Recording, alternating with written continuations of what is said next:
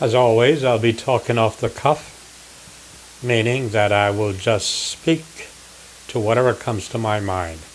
Today, I'm using a different camera. I'm using a Canon SL3 and a Canon lens, a 28 to 135 millimeter lens. I have a funny feeling that this will probably be the last time that I use this camera, because I don't think 4K lends itself very well to doing this sort of thing. Far too much detail, I think. Anyway, this video is made specifically for Microdacism, friends of Microdacism. And I just want to remind you that Microdacism is simply a phrase that I coined about my thoughts. In other words, Microdacism is all about the thoughts of Microdac. It is not a religion. It is certainly not a religion. What it is an encouragement. I would call it an encouragement for everyone to think for himself or herself.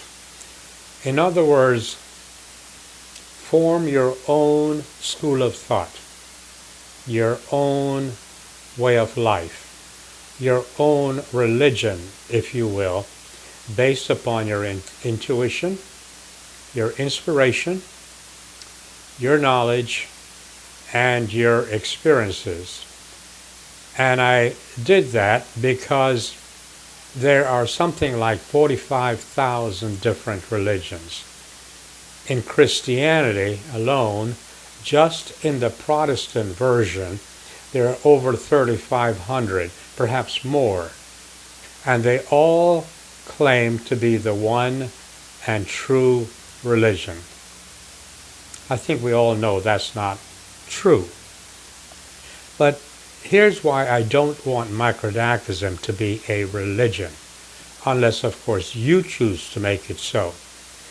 Because religion, I think, is a form of prejudice. It segregates people. It is divisive. And that is the nature of religion. I'll give an example of what I'm talking about. The Mormons, for example, thought that African Americans were a subspecies of animals not worthy to become priests. They held this view until I think it was the mid-80s or the mid-70s. They simply believed African Americans were not human beings. Now, they might have changed their point of view, but that's the way it was. As a matter of fact, the Mormons even created their own sacred book to, I guess it is, to highlight their own beliefs. Now you would think, well, that's just the Mormons. The fact of the matter is, other religions do the same thing. The Baptists, for example, every time I go shopping at the grocery store that I like to shop, I pass two churches, one on the left and one on the right.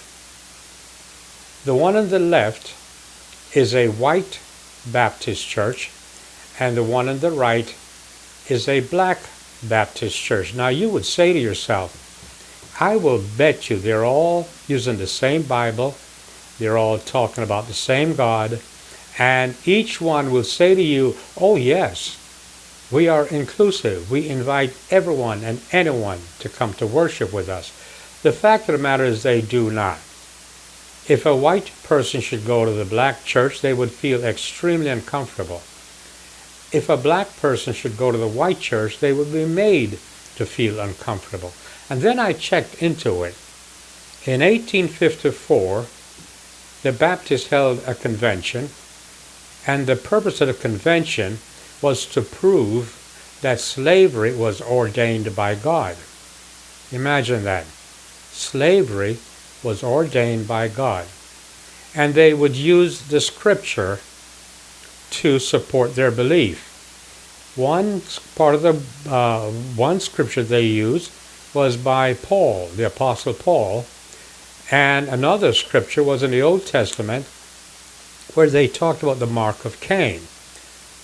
And one theory holds that the Baptists, they believed, once they get into heaven, they needed black people to serve them, so they encouraged black people to become Christians. So when they died, they would go to heaven and become the slaves of the white people. Now, you say to yourself, can that possibly be true? Well, I would suggest that you check it out for yourself. Do not believe what I tell you. Check it out for yourself. The problem is that all religions practice their own brands of prejudice, their own brand of divisiveness. For example, you take a church and it says, okay, we welcome everyone, but if you're going to put up a sign that says Jesus save, you're doing some very subtle repelling. You're saying that your messenger is Jesus, so the Buddhist or the Muslim, the Sikh, any of those religions may not be welcomed, unless, of course, they denounce whatever they believe and adopt that Jesus is the one true messenger. Remember, I told you there are 3,500 different denominations, all claiming to be the same thing. And when you look into it, not a single Christian church followed the words of Jesus. And how do I know that? Well, tell you what, check it for yourself. Read Matthew 5 through 7, and you determine for yourself. All Christian churches are based on the work of Paul, the same Paul that they used to endorse slavery. Now, Microdacism, we actually believe, and that is the Friends of Microdacism, that it is far better to just help human beings to be the best human beings that they can be. You know, we embrace such things, and we do so without pretenses, and we do so not as a marketing tactics. We embrace peace, love, harmony, equity, justice. I know all religions will tell you that they do, but we embrace it for all mankind, every single person on earth. Okay? That's the difference. And we believe that the purpose of life is to be happy. We also do not believe that God came to a specific tribe of people in a specific geographical location at a specific time, ignoring peoples in Asia and Africa, in Australia, South America, all over the world, and then chose a specific people as his chosen people. We simply do not buy into that. Okay, hopefully, this is getting a little long. Hopefully, you will write to me, and I don't mind hearing from you, but please, do not use a sacred book or a holy book as proof of your argument. Microdacism believes strongly that a lot of the so-called insights into humanity and the spiritual world can be found in nature. Nature. Microdacism also believes strongly that in time, science